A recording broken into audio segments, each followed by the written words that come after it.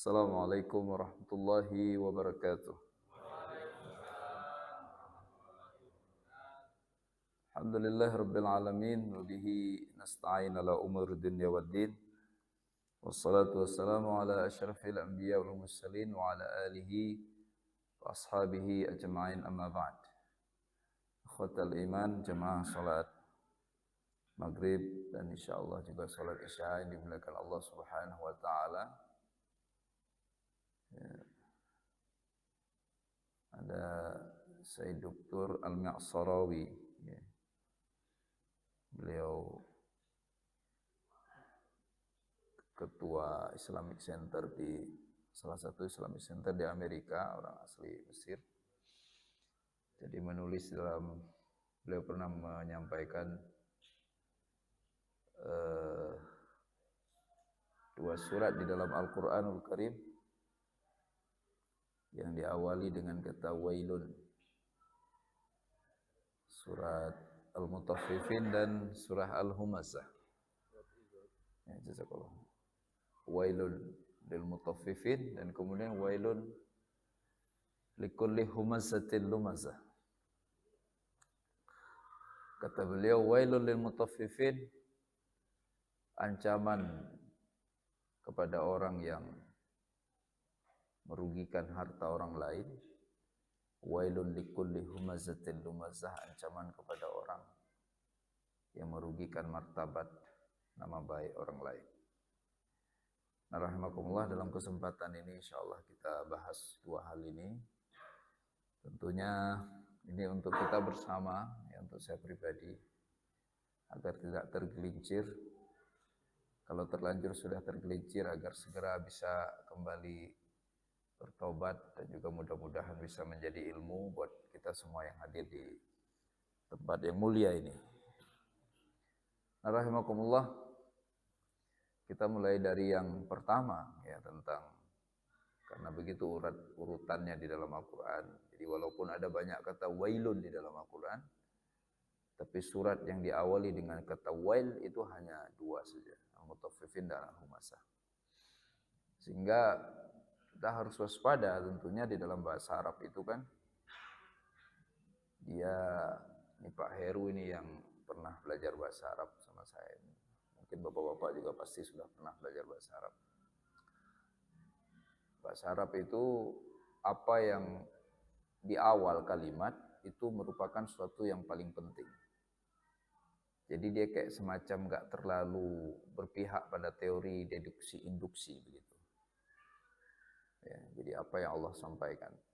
Kalau kita bicara soal ayat Al-Quran, apa yang Allah sampaikan di awal ayat itu selalu lebih penting dibandingkan apa yang Allah sampaikan di ujung ayat. Kemudian apa yang Allah sampaikan di awal surat selalu lebih penting dibandingkan apa yang kemudian Allah sampaikan di penghujung surat. Namun bukan berarti kemudian di ujung ayat atau di ujung surat itu jadi nggak penting, bukan begitu maksudnya. Tapi stressingnya ada di mana, intinya ada di mana, itu begitu. Saya kasih contoh, misal Allah menyampaikan innama yakhsyallaha min ibadihil ulama'u, sesungguhnya yang paling takut kepada Allah dari kalangan hambanya adalah para ulama. Jadi stressingnya di ayat ini bukan tentang ulamanya sebenarnya, tapi tentang rasa takut kepada Allah Subhanahu wa taala. Artinya siapapun yang memiliki rasa takut yang besar kepada Allah, maka ia sesungguhnya adalah ulama. Jadi tolak ukurnya bukan ilmunya, tapi rasa takut. Udah gitu Allah pakai bentuk kata kerja, kalau antum masih ahli bahasa Inggris, present continuous, Pak. Fi'il mudhari' itu sedang dan akan terus menerus gitu. Yakhsha. Jadi bukan past tense. Jadi sedang akan terus menerus. Yakhsha, takut. Jadi bukan dulunya dia takut sama Allah. Orang begitu nggak bisa jadi ulama.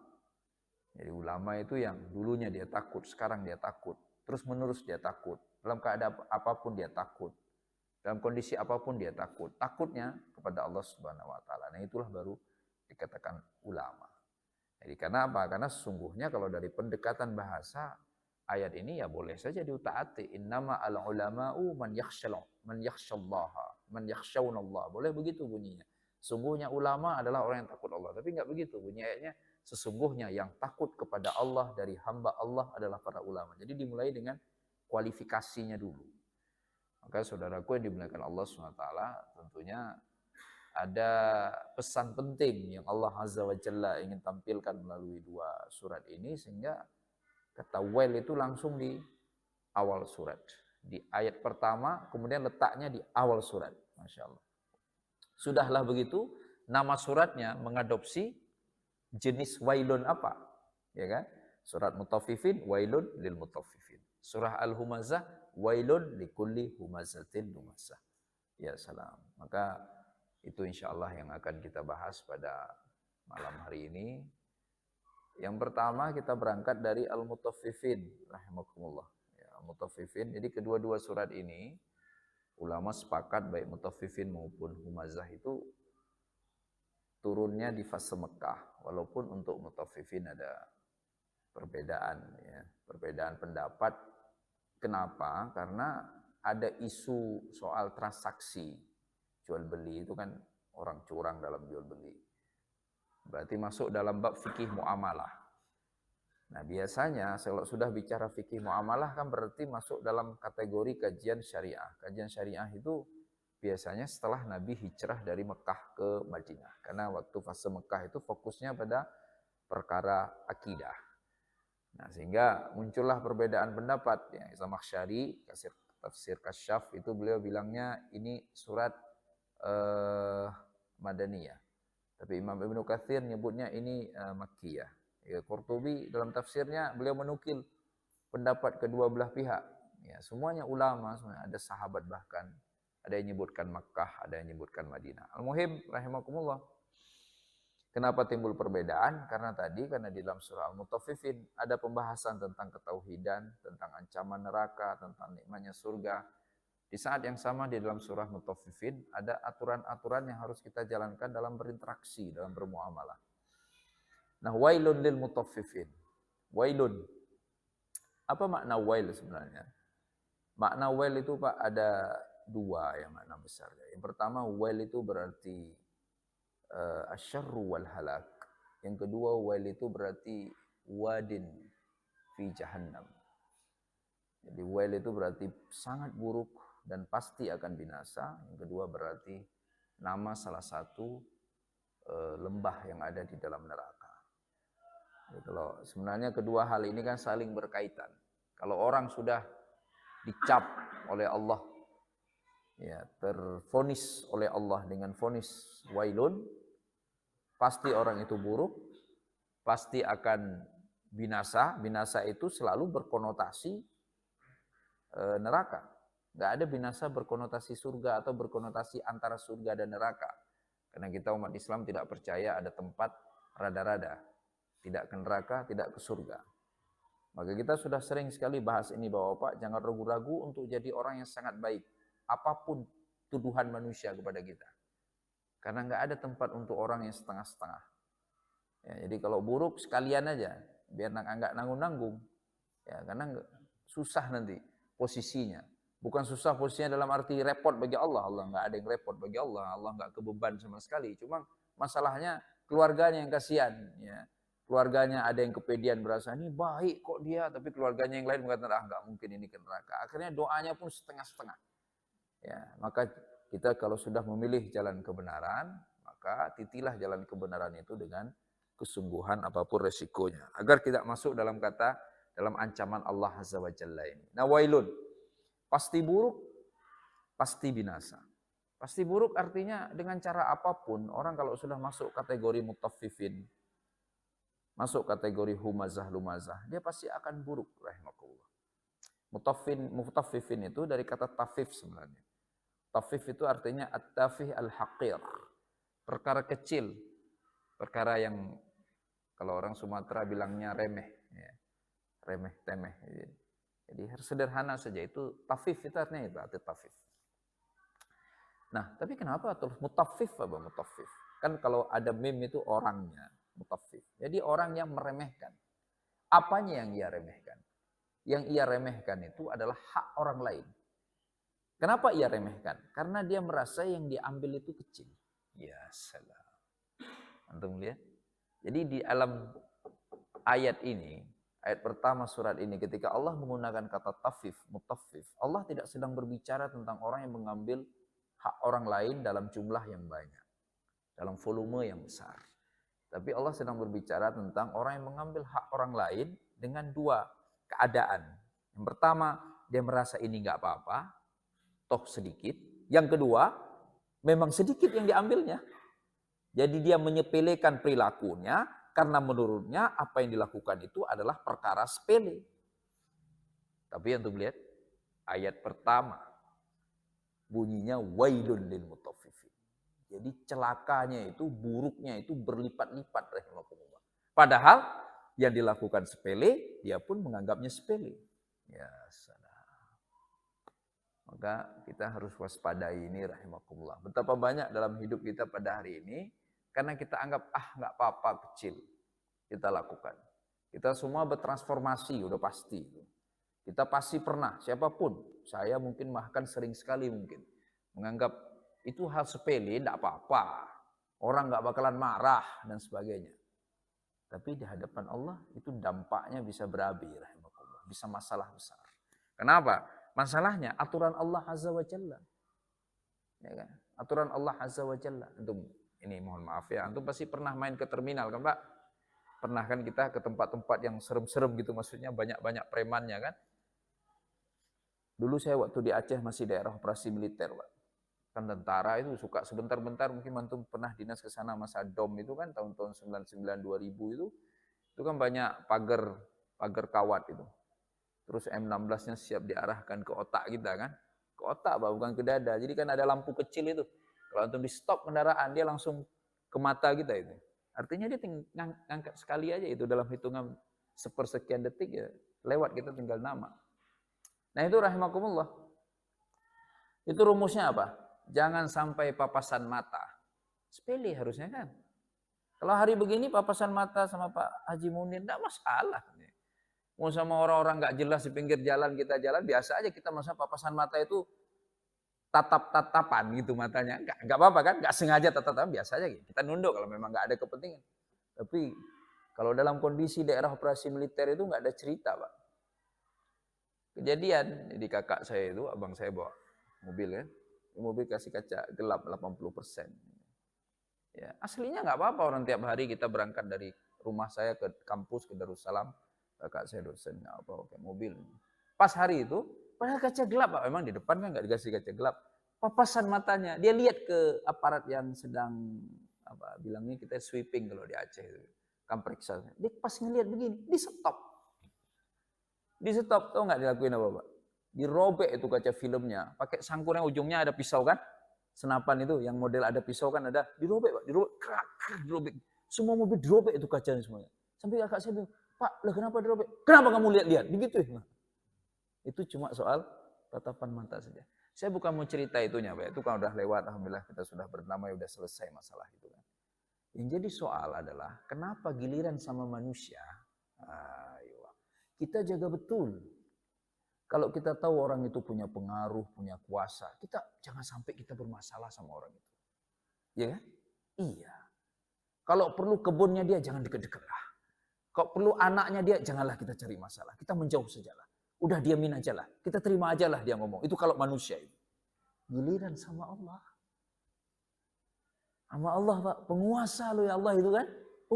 Penguasa yang sesungguhnya. Kalau manusia mati dia. Menjadi raja, menjadi presiden, mau jadi jenderal, mau apa kan. Meninggal juga. Jadi tanah juga. Allah mati dia. Enggak kan? Allah enggak pernah mati. Hidup terus. Penguasa sesungguhnya. Tapi giliran sama Allah. Giliran sama aturan Allah. Kita merasa seringkali. Enggak apa-apa. Kan dikit ini. Ya kan? Kan sedikit. Biasa. Ini pelanggaran kecil. Juga orang lain melakukannya. Seolah-olah kita temenan sama Allah. Itu terjadi. Ini masalah kita bersama. Termasuk dari saya pribadi. Ya. Kita cenderung untuk mentafifkan hubungan kita dengan Allah. Aturan-aturan Allah Subhanahu wa Ta'ala. Padahal harusnya, kalau sama makhluk, baik banget. Emang harusnya begitu kan kita hidupkan.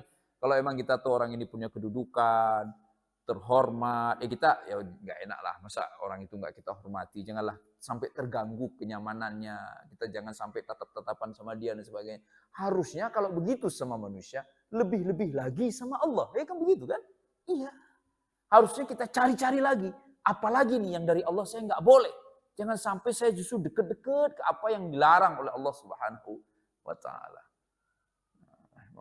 Ini semoga bisa menjadi perhatian buat kita bersama, apapun itu. Ya, makanya selalu prinsip kita adalah lah jauh lebih nyaman Bapak yang dimuliakan Allah SWT, kita merasa masih belum pas ini sama Allah. Ya, apa gaya kita, bicara kita, jalan kita, melihat kita, berpikir kita, bertindak kita, belum pas kita sama Allah ini. Maka kita akan terus hati-hati, akan terus. Begitu kita tahu, oh ini tidak boleh, maka kemudian kita langsung menghentikannya, langsung menjauhinya dan sebagainya. Ya, jadi saudaraku yang dimuliakan Allah SWT, semoga kita nggak masuk kategori yang mutaffifin. Nah, arahnya wailul lil mutaffifin ini kalau kita baca ayat ini, ayat 2 dan 3 kemudian, alladzina idza iktalu 'alan nas yastawfun wa idza kaluhum aw wazanuhum yukhsirun. Selalu menuntut agar sempurna perlakuan orang lain terhadap dirinya, apapun status dia. Boleh dia pemimpin, boleh dia bukan pemimpin, sebagai suami, sebagai anak, sebagainya, tapi kemudian di saat yang sama, begitu dia bertindak, cenderung selalu merugikan. Dan kemudian pakai dalil, lah saya merugikan orang lain ini kan karena saya harus berbuat, pakai dalil itu. Jadi kalau untuk dirinya, jangan sampai nggak sempurna.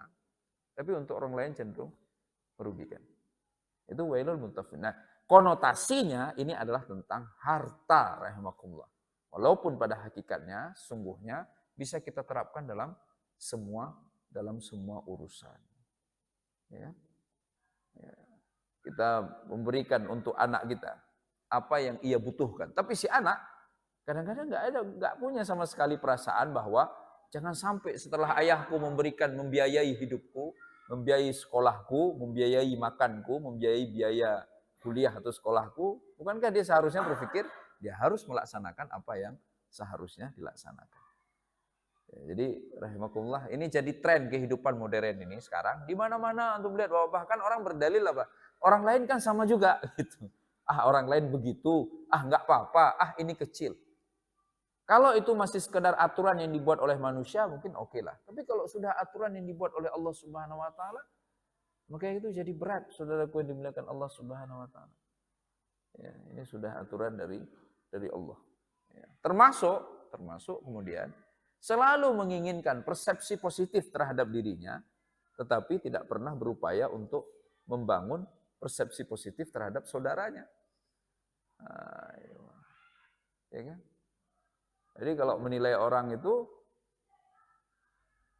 enggak bersedia untuk berangkat dari penilaian atas dirinya sendiri.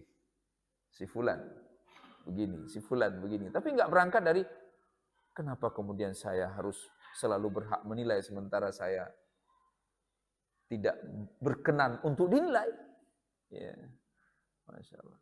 Maka rahimakumullah wailun lil mutaffifin. Kita jaga betul harta orang lain. Ya. Alhamdulillah kita di Masjid Al-Huda ini, Bapak, kita sudah berupaya ini, sudah dirintis. Saya kagum sekali dengan apa yang dilakukan oleh sahabat-sahabat kita, khususnya di bidang keuangan itu. Teman-teman di bidang zakat, Pak Haji Munir, Ketua DKM kita sekarang, dulu beliau di bidang zakat itu. Masya Allah detailnya itu antum lihat. Detail sekali. Dan itu enggak mudah rahimakumullah. Itu bagian kan, jangan sampai masuk kategori mutaffifin. Antum bisa lihat tampilan itu. Itu detail sekali. Sampai enggak ada uangnya itu kadang-kadang. Jadi angka digitnya itu sampai kayak 482. Di mana kita mau cari angka uang fulus 02? Kan enggak ada kan? Enggak ada. Fulus itu paling kecil berapa sekarang? 100 itu adanya, 100 rupiah mungkin, atau 500 rupiah. Tapi ada itu fulus 2 itu rahimahullah. Saking tanggung jawabnya. Makanya idealnya hal yang begini ini kita lazimkan. Dimanapun kita berada, apapun yang kita lakukan, amanah keuangan apapun yang kita pegang, maka harusnya tertampilkan. Untuk kegiatan apapun itu, kalau itu sudah berbicara tentang dana umum, uang milik umum, maka harusnya jelas. Ya, disajikan, ini digunakan untuk apa, ini dihabiskan untuk apa, dan sebagainya. Wailun lil mutaffifin. Jangan pernah menganggap itu kecil. Nah, rahimakumullah. Ini yang perlu kita pahami bersama. Jangan sepelekan sesuatu yang kita lihat sepele kalau itu sudah masuk kategori aturan Allah Subhanahu wa taala. Kalau udah masuk aturan Allah, besarkan saja itu jauh lebih aman. Ya, maka kalau kita buka hadis misalnya, Nabi SAW pernah mengatakan, likulli malikin huma, ala inna humallahi maharimuh. Bukankah untuk setiap raja itu, setiap penguasa itu pasti punya kawasan terlarang. Dan kawasan terlarangnya Allah adalah perkara-perkara yang diharamkannya. Maka jauhilah. Nah, itu banyak sekali rahimakumullah. Apa dalam pekerjaan kita atau dalam bermasyarakat dan sebagainya. Kemudian yang kedua, wailun likulli humazatin lumazah. Buruk pasti buruk dan pasti celaka. Orang yang humazatin lumazah. Ya, apa itu humazah, apa itu lumazah? Kalau humazah itu rahimakumullah at-ta'nu fi a'radin nas. Jadi dia mencederai kehormatan orang lain, merusak kehormatan orang lain. Ya, dengan cara fabrikasi fitnah, ya, aib dan sebagainya. Itu humazah itu. Terus kalau lumazah ya Pak, lumazah itu as-sukhriyatu minan nas. Merendahkan, mengecek. Nah, jadi beda rahimakumullah. Kalau humazah lebih kental soal membongkar aib. Bongkar aib itu kan ada dua kategori kan. Aib yang memang ada pada orang itu, beneran ada. Kategori kedua, aib yang enggak ada. Kalau aib yang enggak ada, parah lagi, namanya buhtan. Ya, buhtanun mubin. Itu aib yang enggak ada. Jadi dibuat-buatlah aibnya. Padahal orang itu enggak begitu. Ada lagi ghibah. Ghibah memang orang itu ada aibnya. Tapi kedua hal itu harusnya enggak dibahas rahimahullah. Iya, orang semua punya aib, harusnya dinasihati. Nah, kemudian itu humazah. Jadi kerjanya itu humazah. Jadi kalau ngelihat orang, siapapun orang pasti ada aibnya. Di matanya setiap orang pasti ada aibnya. Kemudian yang kedua, lumazah. Yang dilakukannya itu satu paket rahimahullah. Kenapa aibnya diungkap? Untuk dijelekkan orangnya. Ya salam. Jadi ngungkap aib untuk menjelekkan orangnya. Ungkap aib untuk menjelekkan orangnya. Tentunya nanti beda perkaranya dengan pengungkapan aib yang diizinkan oleh syariat. Ada banyak hal nanti dalam suatu kajian nanti kita bahas itu Bapak-bapak. Kapan kita boleh bahkan harus mengungkap aib seseorang. Dan itu diperintahkan oleh agama. Ya, di antaranya misalnya apa Pak? Misalnya mau nikah. Menikah kan kita nanya nih. Nanya ke orang. Anak kita dilamar, punya anak perempuan. Ada yang lamar. Kan enggak ada perintah syariat langsung terima. Cek agamanya, akhlaknya. Nah, kita enggak tahu, ini kan anak datang pakai peci, berjenggot, pakai gamis. Kita kira baik. Enggak, pending aja dulu. Baik nak, nanti kami berikan jawaban. Cek dulu, cek ke temannya, tanya siapa, di mana anak muda itu. Itu perintah syariat. Kecuali kita udah tahu betul siapa anak muda yang datang. Nah, termasuk yang bicara agama ini perintah syariat, Pak. Ini misalnya antum ngundang orang ini. Antum enggak cek, cross check dulu. Ngundang orang ceramah di sini, Pak. Dosa yang ngundang, Pak. Loh, kok bisa? Karena dulu ulama hadis dicek, cross check dulu. Imam Bukhari, Imam Muslim, itu hadis yang dimasukkan di dalam kitabnya. Kenapa bisa jadi hadis sahih? Karena beliau datang ke setiap kampung. Misalnya ada orang ngomong hadis, hebat sekali ngomong hadis. Hadisnya bagus, dia bilang kata Nabi. Padahal orang itu hidup 4 abad setelah Nabi wafat. Gimana ceritanya dia ngomong kata Nabi, kapan ketemu Nabinya? Ditelusuri, ini orang ini gimana hidupnya? Dia dengar dari siapa? Sampai ketemu orang terakhir yang masih hidup. Semuanya ditanyakan. Itu juga perintah syariat, harus dilakukan. Nah, di luar hal itu umumnya adalah tidak perintah syariat. Maka biasanya kendali kita itu adalah ini apa pentingnya kita membahas aibnya. Apa pentingnya rahimahullah. Kalau ada kepentingannya, yang kepentingannya itu ada maslahat untuk kita, maka silahkan untuk dibahas. Jika tidak, maka harusnya dihentikan. Nah, wailun, celaka, pasti buruk orang begitu. Pasti celaka orang yang humazah, selalu bisa melihat aib yang ada pada diri orang lain, melupakan aib yang ada pada dirinya sendiri. Ya, ini banyak sekali rahimakumullah. Maka enak sekali kalau, walaupun berat. Ini kalau saya ngomong ini Bapak janganlah kayak Ustadz bener aja. Ini saya sedang ceramah buat diri saya sendiri juga ini. Berat Bapak, karena aslinya apa? Kita kalau puja-puji, itu harusnya disampaikan di belakang. Kalau aib, harusnya langsung kita datangin orang itu, langsung kita sampaikan ke yang bersangkutan. Nah, tentunya tidak di hadapan orang lain. Nah, yang jadi soal hari ini apa coba rahimakumullah? Yang jadi soal hari ini adalah Orang masjid, orang datang ke masjid, rutin sholat di masjid, udah gitu bukan rutin biasa lagi, dia sholat di saf pertama ini, tapi mudah sekali ditemukan aibnya oleh sebagian orang. Dibahas. Dia rutin di masjid, sholat di masjid, sholat di saf pertama, Pak. Pertanyaannya, apa mungkin dia sholat di saf pertama karena pengen dapat dunia? Enggak ada dunia gitu. Apa dunianya di masjid? Tapi enggak taunya di luar sana, orang-orang inilah yang malah diaibi. Dibahas aibnya, seolah-olah aibnya banyak banget. Sementara yang enggak pernah ke masjid, enggak dibahas, enggak ada aibnya. Enak-enak aja deh, aman. Insya Allah. Maka akhirnya apa yang terjadi Bapak di sebagian masyarakat kita itu? Kalau antum duduk-duduk yang jangan pilih-pilih coba Pak. Duduk aja, gabung aja antum. Tiba-tiba mereka ngomong apa? Ustaz, bukan kami nggak mau ke masjid Ustaz. Coba kita rutin ke masjid itu Pak Ustaz lihat itu si fulan itu rutin ke masjid orangnya aneh. Si B rutin ke masjid orangnya aneh. Terus antum pas semua. Enggak juga sih Pak Ustaz gitu. Cuma kan saya enggak dibahas aibnya karena saya enggak ke masjid. Itu gitu. Itu terjadi rahmatullah. Ya. Wailun likulli humazatin. Ya, humazah. Jadi kalau ngelihat orang lain, jadi makin baik orang yang ditemuinya, makin mudah ia menemukan aib dari orang itu. Sebaliknya, makin buruk orang yang ditemuinya, makin mudah ia menemukan kebaikan orang itu. Musibah. Ketemu orang lagi mabuk, Pak. Walaupun mabuk, pakai peci dia kalau lagi mabuk. Antum lihat ya, ada baiknya orang mabuk, pakai peci mabuknya. Gimana cerita? Maaf Bang Pram yang bukan Bang Pram maksudnya, jangan dibuka pecinya. Itu terjadi rahimakumullah. Assalam ya. Sehingga muncul macam-macam kan ya. Walaupun enggak ke masjid, mereka kan sebenarnya jamaah masjid. Itu gimana itu rahimakumullah? Ya. Jadi mudah menemukan aib orang baik, di saat yang sama mudah juga menemukan kemuliaan orang buruk. Nah, kemudian ada lagi persoalan. Ada tiba-tiba orang bilang ini, udahlah, nggak usah bahas baik buruk. Semua kita walaupun baik ada buruknya, walaupun buruk ada baiknya. Oh, benar banget. Tapi yang jadi soal apa? Ukuran surga dan neraka itu baik buruk. Betul, masuk surga karena rahmat Allah. Hadis Nabi itu. Bahkan Aisyah kan mempertanyakan saat Nabi ngomong gitu. Engkau juga ya Rasulullah? Engkau masuk surga bukan karena engkau Nabi, bukan karena ibadahmu, bukan. Karena rahmat Allah, kata Rasulullah. Tapi kan pertanyaannya harus dilanjutkan. Kepada siapa Allah memberi rahmatnya? Kan kita bisa baca dalam Al-Quran, dalam hadis. Gak pernah Nabi sekalipun mengatakan Allah akan memberi rahmatnya kepada orang yang rajin bermaksiat. Semua ayat, semua hadis Allah akan memberi rahmatnya kepada orang yang taat. Maka harusnya kita melihat orang baik itu ya baik. Melihat orang buruk itu ya buruk. Hanya definisinya saja yang perlu kita perbaiki. Baik. Ma ghalaba naf'uhu ala dharrih.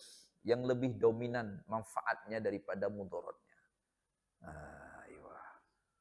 Ya kan? Udah tuh orang baik tuh. Kelihatan nggak orang itu banyak manfaatnya nggak ada atau banyak mudaratnya? Oh banyak manfaatnya. Itu orang baik sudah. Sementara buruk, ma ghalaba syarruhu atau darruhu ala naf'i. Yang lebih dominan mudaratnya daripada manfaatnya. Maka kita berjuanglah agar lebih banyak manfaat daripada mudarat. Biar mudah-mudahan Allah masukkan kita ke dalam kelompok orang yang baik. Ya. Nah, humazah rahimakumullah. At-ta'nu fi a'radhin nas. Nah, at-ta'nu fi a'radhin nas ini seringkali berawal Bapak-bapak dari keingintahuan tentang orang lain. Rasa ingin tahu. Dalam bahasa agama disebut dengan istilah tajassus. Jasus itu intel. Begitulah cara agama untuk menjaga pikiran, perasaan dan juga perkataan kita agar kita enggak termasuk orang yang mudah sekali untuk menyerang kemuliaan orang lain. Ya, jadi jangan selalu ingin tahu urusan orang lain. Kata Nabi SAW, min husni islamil mar'i tarkuhu mala yakni. Di antara ciri baiknya keislaman seorang, ia meninggalkan apa yang bukan urusannya. Nah, kemudian yang kedua, lumazah.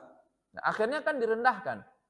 Nah, jadi kalau orang itu sudah dibahas aibnya, Udah gitu dibahas kan berarti sama orang-orang lain, akhirnya kemudian direndahkan orang itu. Oh, orang ini nggak benar, orang ini nggak baik, orang ini buruk.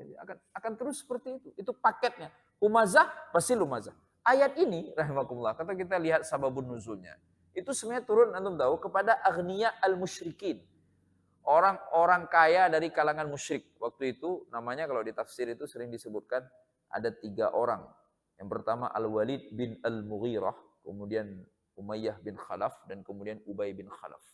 Itu orang kaya-kaya itu waktu masa musyrik zaman dulu itu senang sekali menjelek-jelekkan orang Islam. Ah, apaan itu orang Islam? Itu kerjaan mereka itu. Ya. Alasannya apa? Jama'a mala wa'addadah. Punya harta banyak, merasa boleh memburukkan orang lain. Nah, hari ini rahimakumullah, ini juga terjadi Bapak-bapak. Yang paling sedih kita apa? Kalau orang rajin ke masjid, dibahas apanya? Kasiannya, sedih kita. Beliau rajin ke masjid, tapi ekonominya murat-marit. Dia nggak sedih sama dirinya sendiri yang nggak pernah ke masjid. Seolah-olah hartanya bisa buat beli surga nanti di akhirat. Bisa buat bayar malaikat biar dia nggak dimasukkan ke dalam neraka. Itu banyak orang ngomong gitu. Kasian ya, padahal orangnya soleh, baik banget, tapi hidupnya susah. Dia nggak kasihan sama dirinya sendiri. Itu kan lumazah, itu namanya merendahkan orang kan. Harusnya kan persepsinya kebalik. Harusnya apa? Masya Allah, si bapak itu padahal hidupnya susah. Tapi lihat ibadahnya. Ini gimana ceritanya saya ini? Punya rumah, punya istri, punya anak, punya makan, punya tabungan. Ke masjid malas. Ya Allah, ngeri saya. Harusnya kan begitu ngomongnya. Jangan dibalik. Tapi karena humazah, ujungnya pasti lumazah.